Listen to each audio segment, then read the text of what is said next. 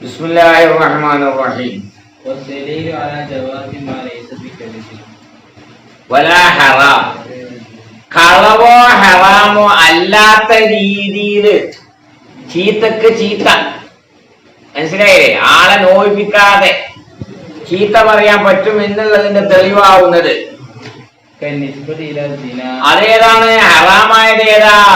എടാ വ്യഭിചാരിയെ, വേശ്യെ എന്നൊക്കെ പറയാ. വൽ ഫഹ്ശി, വൃത്തികെട്ട വാക്കുകൾ പറയാ. വസബ്ബി, ചീത്ത പറയാ. ഇങ്ങനത്തെ ഒന്നും അല്ലാത്ത രീതിയിൽ എന്തേലും പറയാൻ പറ്റും എന്നുള്ളതിന്റെ തെളിവ് ആയിഷ റളിയല്ലാഹു അൻഹാ നിവേദനം ചെയ്ത ഒന്നാണ്. നബി തങ്ങളുടെ ഭാര്യമാര് റസൂലുള്ളാഹിയിലേക്ക് ഫാത്തിമയെ ഒരു മെസ്സഞ്ചർ ആയിട്ട് അയച്ചു. മനസ്സിലായില്ലേ? മാളല്ലേ, മകളെ ഒന്ന് റെക്കമെൻഡിന് വേണ്ടി പറഞ്ഞേ. അങ്ങനെ ഫാത്തിമ വന്നു. ഫാത്തിമ വന്നിട്ട് പറയണം, അല്ലാഹുവിന്റെ റസൂലേ, നിങ്ങളുടെ ഭാര്യമാരാണ് എന്നെ നിങ്ങളിലേക്ക് അയച്ചിരിക്കുന്നത്. അൽ അദിൽ, അവര് തങ്ങളോട് ചോദിക്കുന്നത് നീതിയെയാണ്. അബൂ ഖുഹാഫന്റെ മോളെ കാര്യത്തിൽ കുറച്ച് നീതി പുലർത്തണം. ആയിഷയോട് കുറച്ച് അമിതമായ സ്നേഹമുണ്ട്, അതൊന്നും ഒഴിവാക്കി ഞങ്ങളൊക്കെ തുല്യമാക്കണം എന്ന്. അതിനെന്താ ബലൊക്കെ എത്രയോ ഭർത്താക്കന്മാരെ കൂടെ കൂടിയ ആളല്ലേ ആയിഷ ബീവി. ആദ്യമായിട്ട് 6-ാം വയസ്സിൽ കല്യാണം കഴിഞ്ഞ് 9-ാം വയസ്സിൽ വീട്ടിൽ കൂടിയതാ. മനസ്സിലായില്ലേ? അത് ആ സ്നേഹം ഒഴിവാക്കണം എന്ന് വെച്ചാല് നടക്കണ കാര്യാ. അപ്പൊ ചെന്ന് നോക്കുമ്പോ നബി ഉറങ്ങ. പൊന്നു മോളെ, ഞാൻ ഇഷ്ടം വെക്കുന്നത് നീയും ഇഷ്ടം വെക്കുന്നുണ്ടോ? അതേ നടന്നു. എന്നാ ഈ ആയിഷനെ ഇഷ്ടം വെച്ചാണ്. മറ്റവരൊക്കെ നബിനെക്കാളും പ്രായം കൂടിയ ആളുകള്, എനിക്ക് നബിന്റെ ഒരു ഭാര്യാഷിപ്പ് കിട്ടിയാ മതി എന്ന് വന്നുകാണ്ട് പറയുന്ന ആൾക്കാര്, സ്വന്തം നഫ്സിനെ ഔദാര്യമായിട്ട് നബി എന്ന് പറഞ്ഞ ആൾക്കാര്, മനസ്സിലായില്ലേ? ഇതൊക്കെയാണ്. ആയിഷ ബീവിയാണ് ശരിയായ രീതിയിലുള്ള ഒരു ഭാര്യ, മനസ്സിലായില്ലേ? അതുപോലെ ഖദീജ ബീവി വിധവയാണെങ്കിലും മക്കളൊക്കെ ഉണ്ടായ ഖദീജ ബീവിയിലാണ്. ബാക്കിയുള്ളവരൊക്കെ ഭാര്യന്മാർ തന്നെയാണ്. ഇവരുടെ ആ ഒരു പദവിയിൽ എത്തുന്നില്ല, മനസ്സിലായില്ലേ? അതുകൊണ്ട് നബി അനീതി പ്രവർത്തിച്ചു എന്നൊന്നുമില്ല, മനസ്സിലായില്ലേ? ഭക്ഷണത്തിന്റെ കാര്യത്തിലോ അതല്ലെങ്കിൽ ദിവസത്തിന്റെ കാര്യത്തിലോ ഒന്നും എന്ത് ചെയ്തിട്ടില്ല, ഒരനീതി ഉണ്ടായിട്ടില്ല. അതുകൊണ്ടല്ല വഫാത്തിന്റെ സമയത്ത് പോലും ഞങ്ങൾ ഇങ്ങനെ ചോദിക്കും, നാളെ ഇപ്പൊ ഏതാ ദിവസം അറിയത്തൊന്നല്ല. അവന്റെ എല്ലാരും കൂടി നിങ്ങൾ ആയിഷാന്റെ അവിടെ കടന്നോളി എന്ന് പറയാൻ വേണ്ടിയില്ല, മനസ്സിലായില്ലേ? അത്രയും ആ സമയത്ത് പോലും നീതി പാലിക്കണം, മനസ്സിലായി? ഫാത്തിമ അങ്ങനെ ചിരി തോലത്തേക്ക് വന്നു. വിതാരിക്ക അവരോട് ഇങ്ങനെ പറഞ്ഞത്. അപ്പൊ പെണ്ണുങ്ങൾ പറഞ്ഞോ, എന്തേ പറ്റി പോയിട്ട് കാര്യം കിട്ടിയത്? ഞങ്ങള് പറഞ്ഞൊരു റെക്കമെൻഡ് അയച്ചതാ, ഒരു കാര്യം കിട്ടിയില്ല. അപ്പൊ സൈനബിന്റെ ജേഷനെയാണ് ഇവിടെ അടുത്തായിട്ട് പറഞ്ഞേക്കണത്.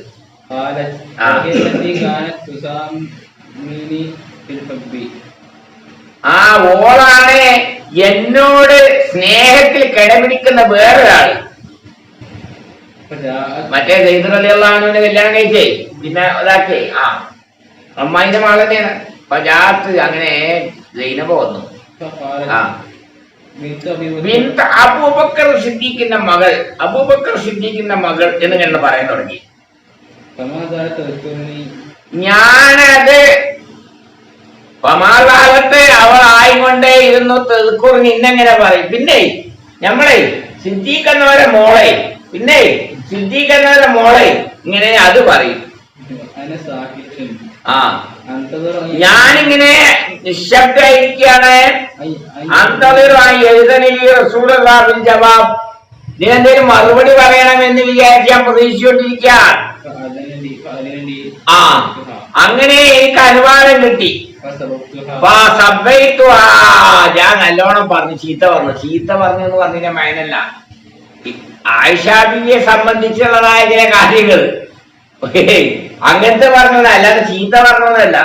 ആയിഷ ബീവിയെ പറ്റി പണ്ടൊരു പരാതി പറഞ്ഞാണ്, ഉറങ്ങാണ് വേഗം, ചെറിയ കുട്ടിയല്ലേ, മാവ് പൊടിയൊക്കെ കോഴികൾ കുത്തി ഇതൊക്കെ എനിക്ക് പറയാനുള്ളത്. ആ നല്ലോണം പറഞ്ഞു, എന്റെ നാവ് വെച്ചിട്ട് വരെ പറഞ്ഞു, നല്ല പൊടിപ്പുതോട് പറഞ്ഞു. അപ്പൊ നബിതങ്ങൾ പറഞ്ഞു, അല്ല അങ്ങനെയല്ലോ, ആയിഷ എന്ന് പറഞ്ഞത് അബൂബക്കറിന്റെ മോളാൻ. അന്നക്ക് നിശ്ചയം നീല തുക്കാമി മീനഹ, ആ ആയിഷയോട് കിടപിടിക്കയില്ല, ബിൽ കലാമി കലാമിൽ കിടപിടിക്കയില്ല, കത്തു ഒരിക്കലും. ഇവിടെ നിങ്ങൾ തെറ്റിദ്ധരിക്കരുത്, ഞാൻ നന്നായിട്ട് ചീത്ത പറഞ്ഞു എന്ന് പറഞ്ഞാൽ അതുകൊണ്ട് ഉദ്ദേശിക്കുന്നത് ഞാൻ ചീത്ത പറഞ്ഞു എന്നല്ല, കലാമിഹ അവളുടെ ചില കലാമിന് മറുപടി നൽകി എന്നുള്ളതാണ്. സത്യസന്ധമായും കൊണ്ട് സിദുക്കുണ്ട് അതിനെ നേരിട്ട് എന്നുമാണ് ഈ പറഞ്ഞതിന്റെ അർത്ഥം. നബി സല്ലല്ലാഹു അലൈഹി വസല്ലം പറഞ്ഞിരിക്കുന്നു, പരസ്പരം ചീത്ത പറഞ്ഞതായിരിക്കുന്ന ആളുകൾ അവരാ പറഞ്ഞതിൽ തന്നെയാണ്. അപ്പോൾ അവരിൽ നിന്ന് തുടങ്ങിയതായിരിക്കുന്ന ആളുടെ മേലിൽ ഉണ്ടാവുന്നതാണ്. മദ്ലൂം പരിധി വിട്ടു കഴിഞ്ഞാൽ അവിടെ പിന്നെ എന്തുണ്ടാവില്ല, മദ്ലൂമിന്റെ ഭാഗത്ത് ഉണ്ടാവില്ല. നേരെ പറഞ്ഞില്ലേ ഹദീസിൽ റസൂൽ അങ്ങനെ സപ്പോർട്ട് ചെയ്തുകൊണ്ടിരുന്നു, തിരിച്ചു പറഞ്ഞപ്പോ അവിടെ പോയി തന്നില്ലേ. അപ്പൊ മദ്ലൂമായ ആളുകൾക്ക് അല്ലാഹു തആല സഹായത്തെ സ്ഥിരീകരിച്ചിരിക്കുകയാണ്. എത്തതിയാ പരിധി വിടുന്നത് വരെ, പരിധി വിട്ടു കഴിഞ്ഞാൽ പിന്നെ ഉണ്ടാവില്ല. ഈ ഖദറ് അതാണ് ഒന്ന് അബാഹു ഹൗലാ, ഈ കൂട്ടക്കാർ അനുവദനീയമാക്കുക എന്നുള്ളത്. അത് ഈദായിലുള്ളതായിരിക്കുന്ന ഒരു അനുവാദമാണ്. നേരത്തെ ഇവൻ ഉപദ്രവിച്ചതിനുള്ള ഒരു ഉപദ്രവമാകുന്നു. ഈ ഖദറിലുള്ള റുഖ്സ ബഈദല്ല, എന്നാൽ പോലും നല്ലത് അങ്ങോട്ട് ചീത്ത പറഞ്ഞു എന്ന് വിചാരിച്ചാണ്ട് എന്താക്കണ്ട, അങ്ങോട്ട് ചീത്ത പറയണ്ട. ദേഷ്യം കണ്ട് പിടിച്ചിട്ട് പറയാൻ തുടങ്ങിയ നാക്കിന് ലൈസൻസ് ഉണ്ടാവില്ല. ഓരോരോ നേതാക്കന്മാര് കണ്ടിട്ടില്ല ഓരോന്ന് പറഞ്ഞ് കുടുങ്ങിയിരിക്കണത്. ഓരോ യഥാർത്ഥത്തിൽ അങ്ങനെ പറയാൻ കരുതിയതൊന്നല്ല, അത് ഈ പത്രപ്രവർത്തകന്മാർ നിങ്ങൾക്ക് ഇട്ട് തിരിച്ചു ആക്കണതാണ്. അവസാനം അതിന്റെ രത്ന ചുരുക്കം അങ്ങനെ ആയിട്ട് മാറും. നിഷേധിക്കാനോട്ടോ പറ്റൂല, വിഷയം അങ്ങനെയല്ല, അതിന് മുമ്പും പിമ്പൊന്നും ഇല്ലാതെ. അപ്പോ ചിലത് അങ്ങനെ പിടിച്ചെടുക്കാൻ കഴിയും മനുഷ്യന്. അങ്ങനെയാണ് കുലുമാലുകളൊക്കെ ഉണ്ടാക്കിക്കൊണ്ടിരിക്കുന്നത്. അതാകട്ടെ നിങ്ങള് ഓനക്ക് സാധ്യമാവുകയില്ല അതിലെ ഹക്കായ കതിറിൽ മാത്രം ചുരുക്കാൻ ചിലപ്പോ അവർക്ക് കഴിഞ്ഞുകൊള്ളണമെന്നില്ല. അസ്ല ജവാബിൽ നിന്നുമുള്ളതായിരിക്കുന്ന സൈലന്റ് ആകലാകുന്നത് അതായിരിക്കും ഏറ്റവും എളുപ്പം. മിനശ്ശുറൂഇൽ ജവാബി മറുപടി പറയുന്നതിനേക്കാൾ ശറഇന്റെ ഹദ്ദിൽ അവിടെ വാഖിഫാകുന്നതിനേക്കാൾ അവനെ സ്വയം ആത്മനിയന്ത്രണത്തിന് കഴിയാത്തതായ ചില ആളുകളുണ്ട്.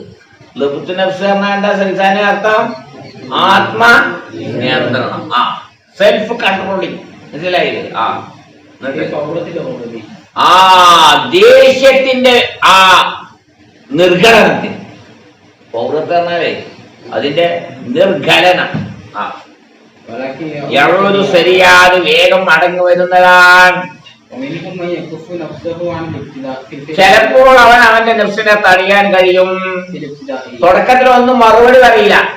വലാക്കിൻ യഹഖുദുഅലദ്ദവാം, എപ്പോഴും മോനോട് അസൂയയാൻ. അതാ ചില മനുഷ്യന്മാർക്ക് പറഞ്ഞാൽ തീരും, അടിച്ചാലും തീരും. മനസ്സിലായില്ലേ? ചില ആൾക്കാരുണ്ട് ഓനെയും കാണിച്ചു കൊടുക്കുക, ഓൻ കാലാകാലം അവസാനം പാർട്ടിക്കാരനാണെങ്കിൽ തന്നെ മത്സരിച്ചാൽ ഓൻ തിരുപ്പം പണിയെടുക്കും.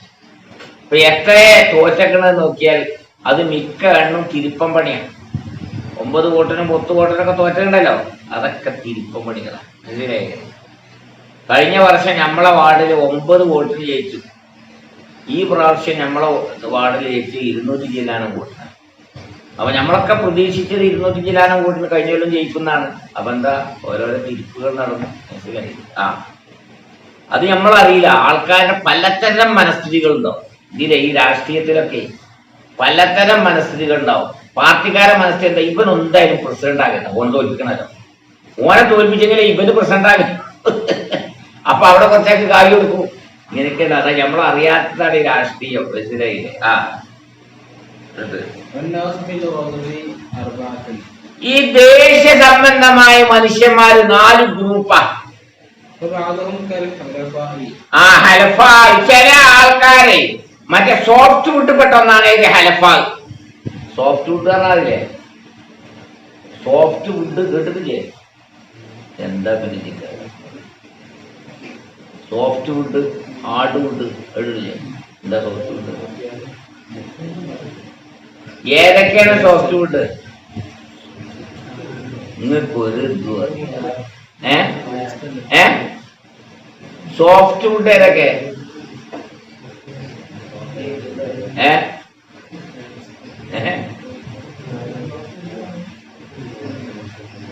ഈ തീപ്പെട്ടി കൊള്ളിയൊക്കെ ഉണ്ടാക്കുന്നില്ലേ? ആ ജാതി സാധനങ്ങളൊക്കെ സോഫ്റ്റ് വുഡാ. മുരിക്ക്, പൊടണ്ണി, മാവ്, കശുമാവ്, മനസ്സിലായില്ലേ? പൂള, ഒറ്റ വലിയുള്ള എണ്ണക്കര, ഇങ്ങനെയുള്ള ഒരുപാട് മരങ്ങളൊക്കെ സോഫ്റ്റ് വുഡാണ്. അതുകൊണ്ടാണ് ഫൈബറും അതേപോലെ എന്തുണ്ടാക്കല്, ഫൈബർ ഉണ്ടാക്കലും. അതുകൊണ്ടാണ് പൾപ്പ് ഉണ്ടാക്കൽ. പൾപ്പ് ഉണ്ടാക്കും ആദ്യം, പിന്നെ എന്തുണ്ടാക്കുക? ഫൈബർ ഉണ്ടാക്കുക. മരം കിട്ട അരക്കലാണ് ഷബീറേ. മരം അരക്കും, മനസ്സിലായ? കഷായം വെക്കണെന്താ ചെയ്യില്ലേ?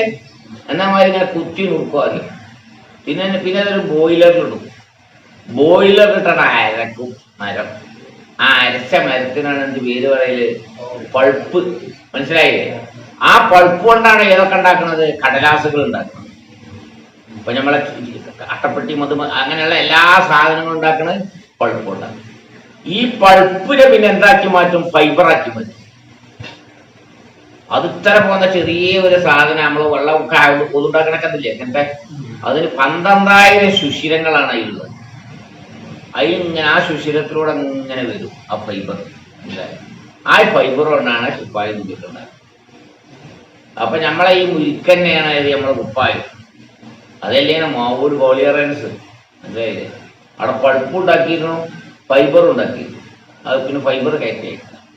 അപ്പൊ ഈ സോഫ്റ്റ് വുഡ് എന്ന് പറഞ്ഞാൽ വേഗം കത്തും.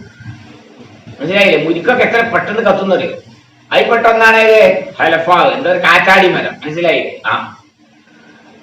അത് ശരിയോ പെട്ടെന്ന് കത്തും, പെട്ടെന്ന് കിടും ചെയ്യും.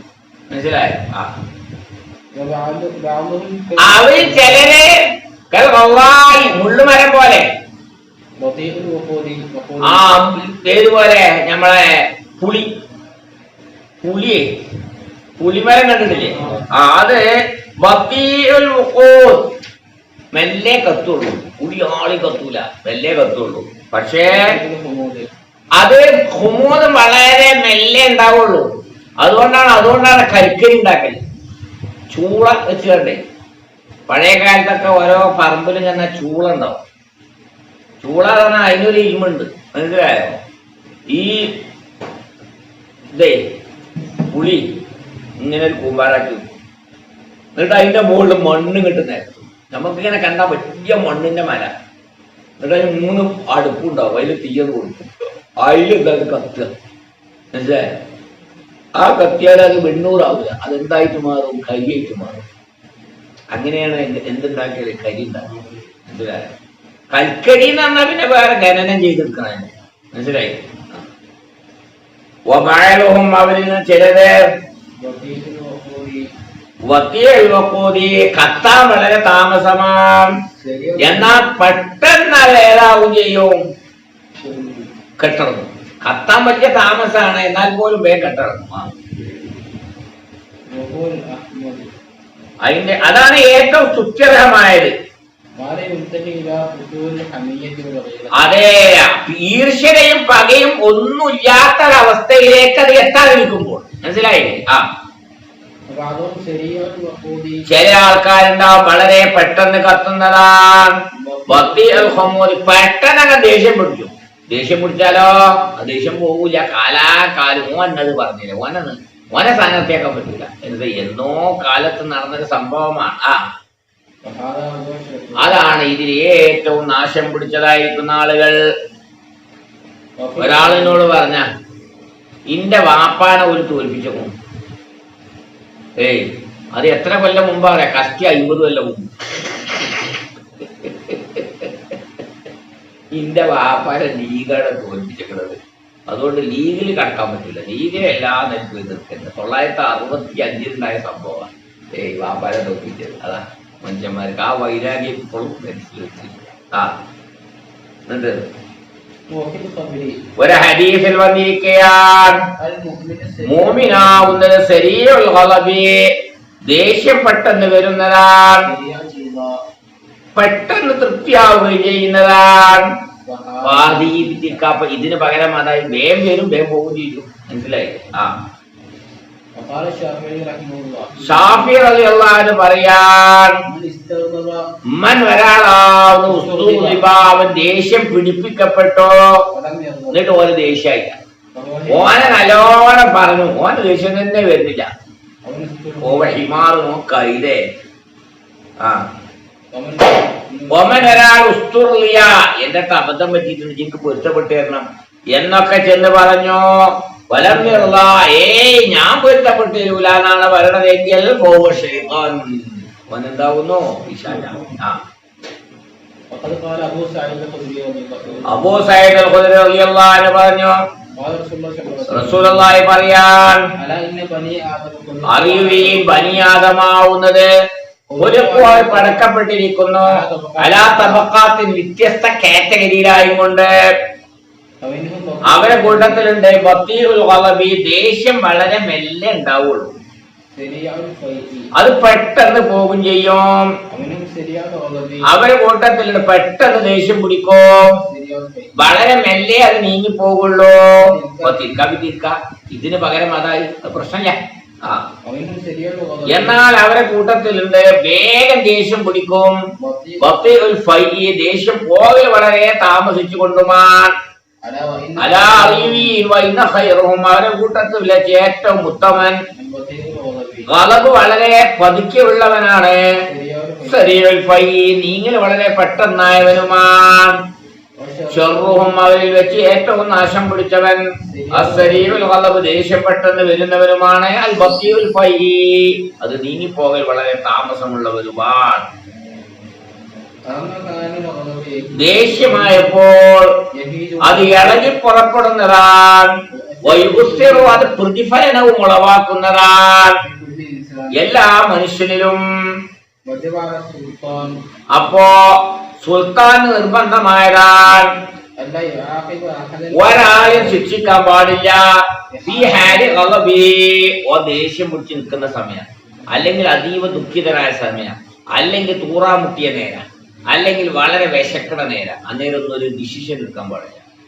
കാരണം മനസ്സ് അന്നേരം എന്തായിരിക്കും? അങ്ങനെ യഥാർത്ഥ വാജിബ് ചിലപ്പോൾ അവന്റെ വാജിബ് അവന്റെ പരിധി വിട്ട് കടന്നേക്കാം. ചിലപ്പോ അവനോട് ദേഷ്യമുള്ളവനായിരിക്കുന്നതാണ്. ദേഷ്യം തീർക്കാൻ പറ്റുന്ന ഒരവസരമായിട്ടാണ്. അവന്റെ നഫ്സിന് റാഹത്ത് കൊടുക്കുന്നവനുമായിരിക്കുന്നതാണ്. പിന്നെ അലമിൽ ഖൈലി, ദേഷ്യമാവുന്ന വേദനയിൽ നിന്ന്. അപ്പൊ അവന് അതിലൊരു ഓഹയുണ്ട്, മനസ്സിലായേ? ഓനെ ശിക്ഷിക്കണം വിചാരിച്ച് നിൽക്കാണ്, ആ ദേഷ്യത്തിലാ, അതിലാണ് ഒരു പിടിവള്ളി കിട്ടുന്നത്. അവന്റെ പ്രതികാരമായിരിക്കേണ്ടതുണ്ട്, ഒന്തിസാറും അവന്റെ സഹായം തേടലുമായിരിക്കേണ്ടതുണ്ട്. ഇല്ലായ്മ അള്ളാഹ്ക്ക് വേണ്ടിയായിരിക്കണം, ലാലി നഫ്സി, അവനിക്ക് വേണ്ടിയാകാൻ പാടില്ല. ഉമർ റളിയല്ലാഹു അൻഹു മസ്താനെ കണ്ടു, ലഹരി ബാധിച്ചാലേ അങ്ങനെ ഉദ്ദേശിച്ചു അയാളെ പിടിക്കാൻ, അയാളെ ശിക്ഷിക്കാനും. അപ്പോ ഈ മസ്താൻ ചീത്ത പറഞ്ഞു, പോടാ ഉമറെ പറഞ്ഞു. ഉമർ മടങ്ങി, പൊന്നു അമീറുൽ മുഅ്മിനീനെ, ലമ്മാ ശതമക തറക്തഹു, നിങ്ങളെ ചീത്ത പറഞ്ഞപ്പോഴാണല്ലോ നിങ്ങൾ അവനെ തെറുക്ക് ചെയ്തത്.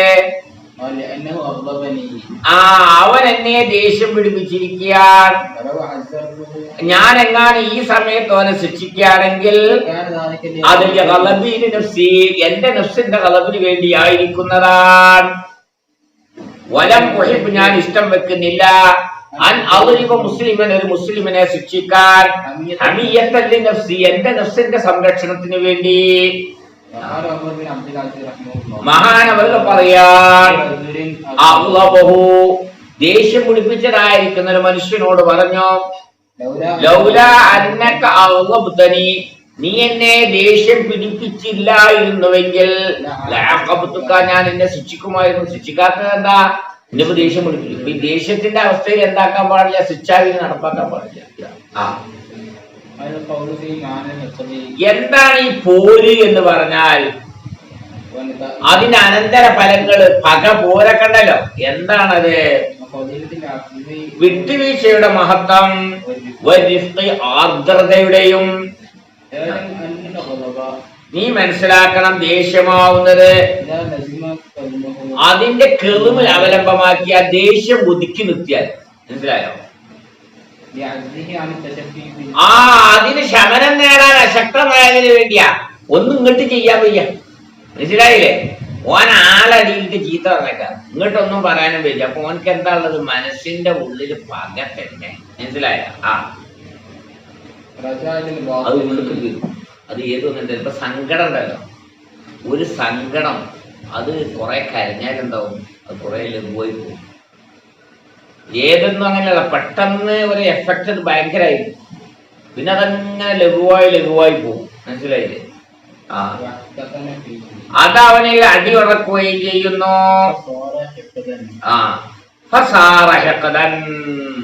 അങ്ങനെയാണ് അതെന്തായി മാറുന്നത്? പകയായി മാറുന്നത്. അതേ സമയത്ത് ഇങ്ങോട്ട് ചീത്ത പറഞ്ഞതിന് അപ്പൊ തന്നെ അങ്ങോട്ട് ചീത്ത പറഞ്ഞാൽ അത് കഴിഞ്ഞു. പറഞ്ഞാൽ വിധിയല്ലേ? ഇതല്ല, അങ്ങോട്ട് പറയാൻ കഴിയുന്നില്ല. മനസ്സിലായില്ലേ? ബാപ്പയാണ്, അല്ലെങ്കിൽ ഉസ്താദാണ്, അല്ലെങ്കിൽ പഞ്ചായത്ത് പ്രസിഡന്റാണ്, അങ്ങോട്ട് ചെയ്യാനൊന്നും വെച്ച. അപ്പൊ ഇവനെ ചീത്ത പറഞ്ഞു. എന്നാൽ ഇന്നങ്ങനെ ആളടിയിട്ട് പറഞ്ഞിട്ടുണ്ട്. ഇനി എന്താ മൂപ്പരെ വീശാങ്കിൽ അതിങ്ങനെ കാത്തിരിക്കാം. മനസ്സിലായി? അതിലിങ്ങനെ സന്തോഷമാണ്. അതോടുകൂടെ കുറെ പ്രശ്നം കഴിഞ്ഞു. ഇനി മതി. ഒരു മനുഷ്യന്റെ എന്തെങ്കിലും പതിനം വരുമ്പോഴെ സന്തോഷമാണ് ഹെഫിന്റെ ലക്ഷണമായി. കൽബിലാദ്യമാക്കലാണ് ഇസ്തിസ്കാലോ, ഓന്റെ ഭാരമായി, ഓനെ ഒരു ഭാരമായി കാണും. വൽ ബോധത്തിലോ അവനോടുള്ള വിദ്വേഷം ഉണ്ടാകുക. വൻ നിഫാറു അവനെ കാണുമ്പോ അവിടെ നിന്ന് മാറി നിൽക്കാം. വായതുമതാലിക്കാതെ എപ്പോഴും ആയിരിക്കുക. വൈകാതെ ശേഷിക്കുകയും ചെയ്യുക. അതിനാണ് പക പോര് എന്നൊക്കെ പറയും. റസൂലുള്ളാഹി പറഞ്ഞിരിക്കുകയാണ്, ഒരിക്കലും മൂമിന് പകയുള്ളവനല്ല. അപ്പൊ ഈ പക എന്നുള്ളത് സമ്രത്തുൽ ഖലബി, ദേഷ്യത്തിന്റെ അനന്തര ഫലമാണ്. ദേഷ്യം ഒതുക്കി നിൽക്കുമ്പോഴാണ് എന്തുണ്ടാകുന്നത്? ഉണ്ടാകുന്നത് ദുഃഖം ഒതുക്കി നിർത്തിയാലാണ് ചില സമയത്ത് അത് മാനസിക രോഗമായിട്ട് മാറും. ഈ പകയും പോരുമാകുന്നത് 8 കാര്യങ്ങൾ അതിന്റെ അനന്തര ഫലമായി ഉണ്ടാവും. ഒരാൾക്ക് പകയും വിദ്വേഷവും ഉണ്ട് എങ്കിൽ അതിനാൽ 8 കാര്യങ്ങൾ ഉണ്ടാവും. അതെന്താ? അൽ ഹസദ്, ഒന്നാമത്തെ അസൂയന്. മനസ്സിൽ രൂഢമൂലമായ പക മൂലമാണ് എന്തുണ്ടാവുന്നത്? അസൂയ ഉണ്ടാവുന്നത്. അപ്പൊ ഓന്റെ ഒരു പുരോഗതിയിലും ഇഷ്ടം ഉണ്ടാവില്ല. അങ്ങനെ സ്നേഹം ഉണ്ടെങ്കിൽ ഓന്റെ പുരോഗതിയിൽ ഇഷ്ടം ഉണ്ടാവില്ല. മനസ്സിലായില്ലേ? ഒരാളോട് നമുക്ക് സ്നേഹം ഉണ്ടെങ്കിൽ അയാൾ ജയിച്ചു എന്നൊക്കെ പറയുമ്പോൾ വളരെ ഇഷ്ടമാണ്. അതേസമയം ഇഷ്ടക്കുറവാണെങ്കിൽ ഓ ജയിച്ചാൽ നമുക്ക് നമ്മുടെ മുമ്പിൽ നടക്കണേ, നമ്മൾ കാണണ്ടേ. അതുണ്ട്. അത് ഈ പക നിന്നെ പ്രേരിപ്പിക്കലാണ്. അവനിൽ നിന്നുള്ള നിയമത്ത് നീങ്ങിപ്പോവലിനെ. അതുപോലെ തന്നെ ഒരു നിയമത്ത് കൊണ്ട് നീ ദുഃഖത്തിലാവുന്നതാണ്. നിയമത്ത് അവനിക്ക് എത്തുകയാണെങ്കിൽ മുസീബത്ത് കൊണ്ട് സന്തോഷിക്കുന്നു. മുസീബത്ത് അവനിൽ വന്നിറങ്ങുകയാണെങ്കിൽ അത് മുനാഫിങ്ങളുടെ പണിയാ. അതിന്റെ ദമ്മൊക്കെ ഇന്ന് വരാൻ പോകുന്നുണ്ട്. അന്തരംഗത്ത് അസൂയ വല്ലാതെ ആവുക. അതുപോലെ തശ്മിത്താനി സന്തോഷിക്കുക. ഓനിക്ക് എത്തിയ ബലായ സന്തോഷം. ഓനിക്ക് എന്തോ രോഗം ഉണ്ടടാ, ഓനിക്ക് ക്യാൻസർ പിടിച്ചു പോകും, ഇനി അധികം കാലം ഒന്നും ഇരിക്കൂല എന്ന് വലിയ ഭയങ്കര സന്തോഷം. എവിടെ ചിലപ്പോ ഓന്റെ മുമ്പ് ബലിക്കാരൻ മരിക്കുന്നുണ്ടാകുക. മൂന്നാമത്തെ കാര്യം അവനെ വെടിയുക, അവനുമായുള്ള ബന്ധം വിച്ഛേദിക്കുക, അവനിൽ നിന്ന് പാടെ മാറി നിൽക്കുക. അവൻ നിന്നെ ഇങ്ങ് തേടി വന്നാലും അക്ബറാലേക്കാൻ നിന്നിലേക്ക് മുന്നിട്ട് വന്നാലും നീ മാറി നടക്കുക. നാലാമത്തത് ദൂരവും ഇതിന്റെ താഴെയാണ്. അതെന്താ? ആ തൊഴിലുകാരനൂനി അവനിൽ നിന്ന് തിരിഞ്ഞു കളയുക, നിത്യസ്വതാറല്ലോ അവനെ നിസ്സാരമാക്കി എന്ന് വേണ്ടി. അഞ്ചാമത്തത്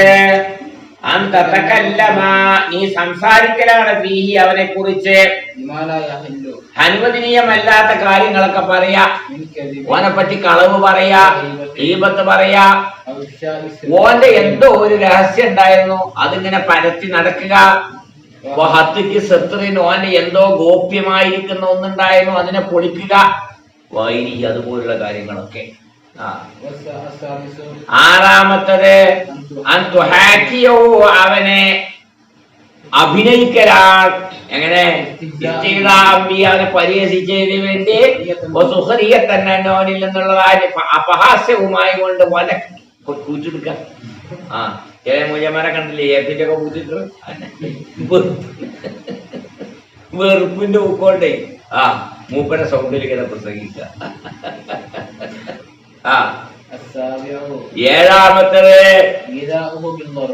അടിച്ചു വേദനയാക്കുക, ഓന്റെ ശരീരത്തിന് വേദനയാക്കുന്ന മറ്റു കാര്യങ്ങൾ ചെയ്യാം.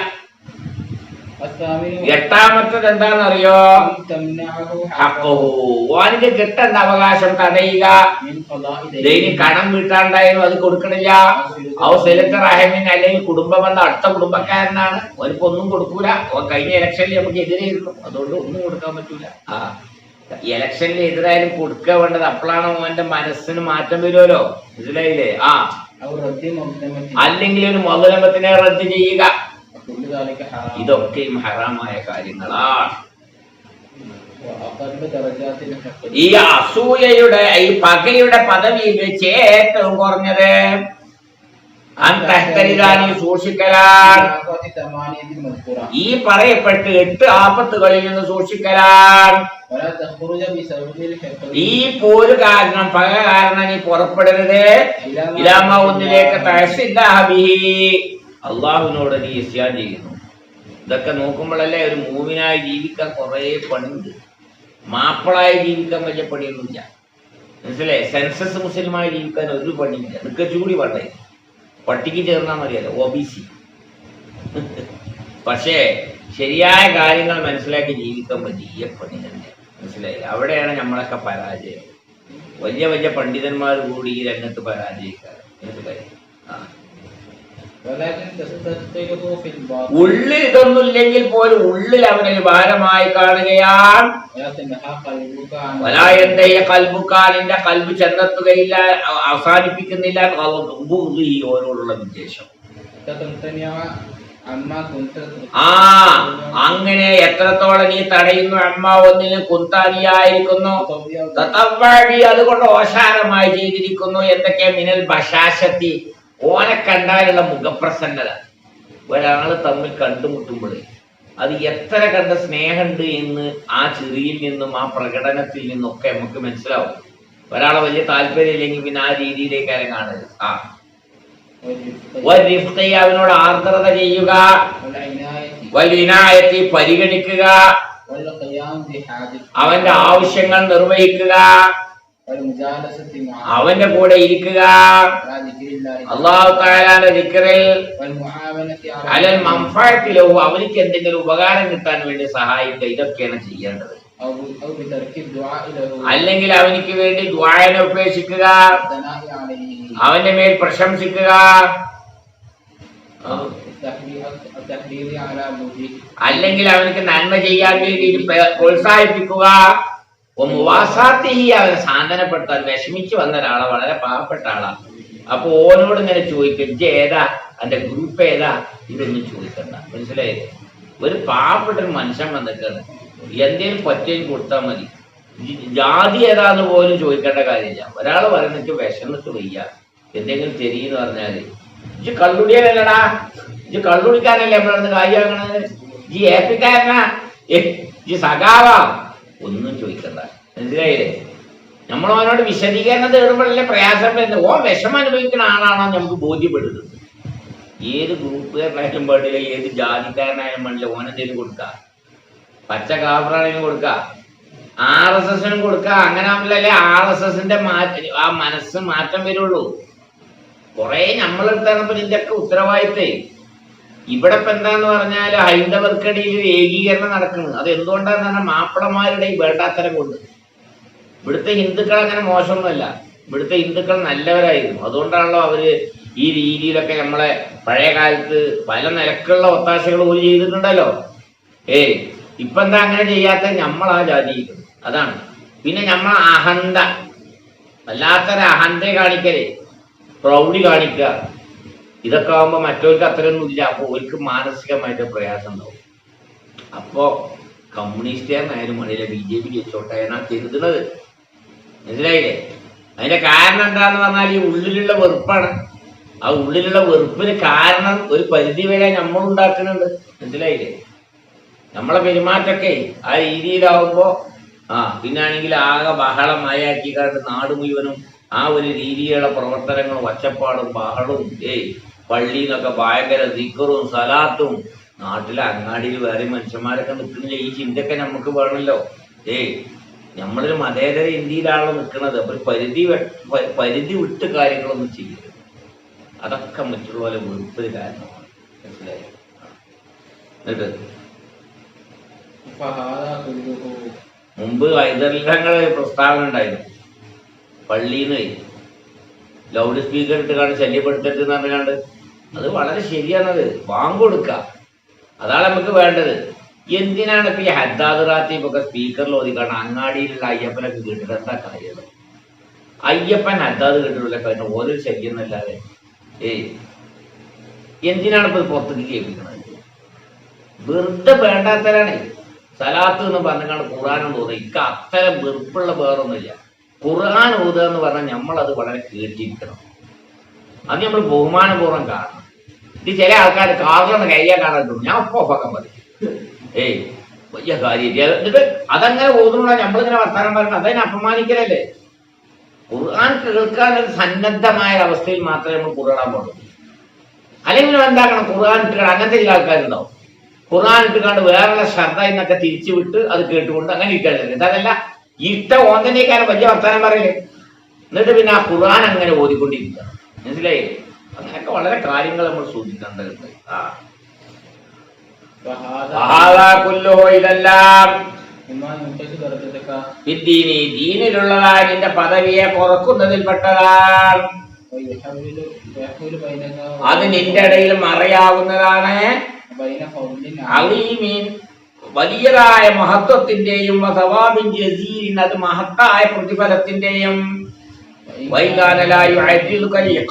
അള്ളാന്റെ ഇഖാബിന് വിധേയമായിട്ടില്ല എങ്കിലും സിദ്ദീഖ് റളിയല്ലാഹു അൻഹു സത്യം ചെയ്ത് പറഞ്ഞപ്പോൾ മിസ്താഹിന് ഒന്നും ചെലവഴിക്കൂല. മിസ്താഹിന് ചെറിയ ഇൻവോൾവ്ഡ് ആയിരുന്നു ആയിഷ റളിയല്ലാഹു അൻഹയുടെ ഖദ്ഫില്. മനസ്സിലായില്ലേ? മിസ്താഹാണെങ്കിലോ സിദ്ദീഖ് എന്നവർ അടുത്ത കുടുംബക്കാരനുമാണ്. മിസ്താഹിന് വേണ്ട വീട്ടിൽ വേണ്ട ചെലവൊക്കെ കൊടുത്തിട്ട് സിദ്ദീഖിന്റെ വകയായിരുന്നു. മനസ്സിലായി? വകാന ഖരീബു, അദ്ദേഹം സിദ്ദീഖിന്റെ അടുത്ത ആളായിരുന്നു. നമ്മളെ ആയിഷ ബീവിയെ സംബന്ധിച്ച് അപരാധ ആരോപണത്തില് ഇയാളും ഇൻവോൾവ്ഡ് ആയിരുന്നു.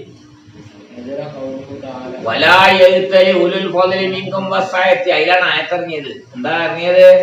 വലിയ അപരാധമാണ് ആര് ചെയ്തിരിക്കുന്നത്? മിസ്തായി ചെയ്തിരിക്കുന്നത്. അങ്ങനെ ആയിഷ ബീവി, ഉമ്മഹാത്തുൽ മുഅ്മിനീൻപ്പെട്ട ആയിഷ ബീവിയെ സംബന്ധിച്ചിടത്തോളം അപരാധം പറഞ്ഞതിൽ പാർട്ടിസിപ്പേഷൻ ഉണ്ട്. മനസ്സിലായില്ലേ? എന്നിട്ട് അപ്പൊ സിദ്ദീഖിനവർക്ക് സ്വാഭാവികമായ ദേഷ്യം വെക്കൂലേ? നമ്മളെ ചെലവിൽ നിന്ന് ജീവിക്കുന്ന ആളെ, നമ്മളെ കുടുംബക്കാരനാണ് നമ്മളീ പാര വെച്ചത്. അപ്പോഴാണ് അറിയുന്നത് വലാ എഴുത്തരി ഉരുൾ ഫദ്ലി മിൻകും വസ്അഅത്തി, നിങ്ങളിൽ നിന്ന് സമ്പന്നതയും വിശാലതയുമുള്ള ആളുകൾ സത്യം ചെയ്ത് പറയരുതേ. എന്ത് സത്യം ചെയ്ത് പറയരുത്?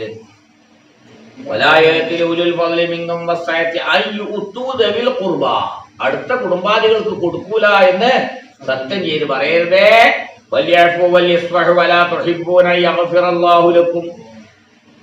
അല്ലാഹ് നിങ്ങൾക്ക് പുറത്തു തരണ്ടേ? അത്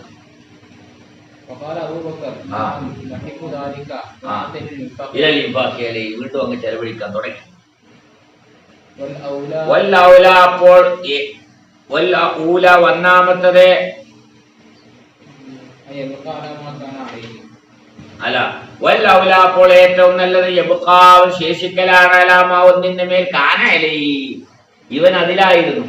നേരത്തെ നമ്മളെ സ്വന്തം ആളാ, പക്ഷെ ഈ ഇലക്ഷനില് എന്ത് ചെയ്തിരിക്കാണ്? എതിരിൽ വോട്ട് ചെയ്തിരിക്ക. അതോടുകൂടെ ഓന് ഒന്നും ഞാൻ കൊടുക്കൂല എന്നല്ല പറയല്. പഞ്ചായത്ത് മെമ്പറായി തെരഞ്ഞെടുത്തു, പഞ്ചായത്ത് മെമ്പർ പരാജയപ്പെട്ടാൽ ക്ഷമിച്ച ആളാണ്. എന്നാലും ഓന്റെ അടുത്തേക്ക് ചെല്ലുമ്പോ ഇതൊന്നും ഞമ്മക്ക് വോട്ട് ചെയ്തിട്ടില്ല. അങ്ങനെയല്ല, വാർഡിന്റെ മെമ്പറാണ്. ഉണ്ടെങ്കിൽ അടുത്ത ഇലക്ഷനിൽ ഓൻ നിർത്തണമെന്ന് പറഞ്ഞിട്ടുള്ള ആൾക്കാർ മനസ്സിലായില്ലേ? ഈസാന് ഏറ്റാണ് വേണ്ടത്. നഫ്സിനോടുള്ള മുജാഹിദ് ഏറ്റോ നമ്മളെ എതിരാളിയാണ്. എന്നാലും വേണ്ടിയില്ല, കടക്കട്ടെ. എന്നിട്ട് ശൈത്താന്റെ മുഖം കുത്തിക്കാൻ വേണ്ടി അത് രാഷ്ട്രീയക്കാരെ മക്കാവുന്നില്ല, അതൊക്കെ സിദ്ദീഖികളുടെ മക്കാവാ. മുഖറബീങ്ങളുടെ ഫളായിലുകളിൽപ്പെട്ടതുമാണ്. അക്കത് വെക്കപ്പെട്ടവനിക്കുണ്ട് 3 അവസ്ഥകളുണ്ട്. ഇന്ത്യൽ കുതിരത്തെ കഴിവുള്ളതായ സമയത്ത് അവന്റെ അവകാശം പൂർത്തിയാക്കുക, അവൻ അർഹിക്കുന്ന ഏറവും കുറവുമില്ലാതെ അതാണ് നീതി. രണ്ടാമത്തത് അവനിക്ക് ഇഹ്സാൻ ചെയ്യലാൻ ബിൽ അഫ്വി വസ്തില, വിട്ടുവീഴ്ച ചെയ്ത് കൊണ്ടും ബന്ധം ചേർത്തൽ കൊണ്ടും. അതാണ് ഫദ്ലി എന്ന് പറഞ്ഞത്. മൂന്നാമത്തത് എന്താന്ന് പറഞ്ഞാൽ അവൻ ആക്രമിക്കുക ബിമാ ഒന്നുകൊണ്ട് ലാ യസ്തഹിഖുഹു, ഓൻ അർഹിക്കാത്ത എന്തോ ചെറിയൊരു സംഗതിയേ ഉള്ളൂ. അതാണ് അക്രമം എന്ന് പറയുന്നത്. അത് താഴ്ന്ന ആൾക്കാരുടെ തെരഞ്ഞെടുക്കണ മാർഗമാണ്. രണ്ടാമത് പറഞ്ഞതാണ് സിദ്ദീഖീങ്ങൾ ഇഖ്തിയാർ ചെയ്യേണ്ടത്. ആദ്യം നമ്മൾ പറഞ്ഞതാണ് ഇങ്ങോട്ട് എതിര് ചെയ്താലും അങ്ങോട്ടും ഇങ്ങോട്ട് ഉഷാറായിട്ട് സാലിഹീങ്ങളുടെ ദർജയുടെ പരമാവധിയാണ്. ഇനിയിപ്പോ നമ്മൾ പറയാൻ പോകുന്നത് ഫളീലത്തുൽ അഫ്വി വൽ ഇഹ്സാൻ, വിട്ടുവീഴ്ച ചെയ്യുക, നന്മ ചെയ്യുക എന്നതിന്റെ മഹത്വമാണ് ഇനി വിശദീകരിക്കാൻ പോകുന്നത്.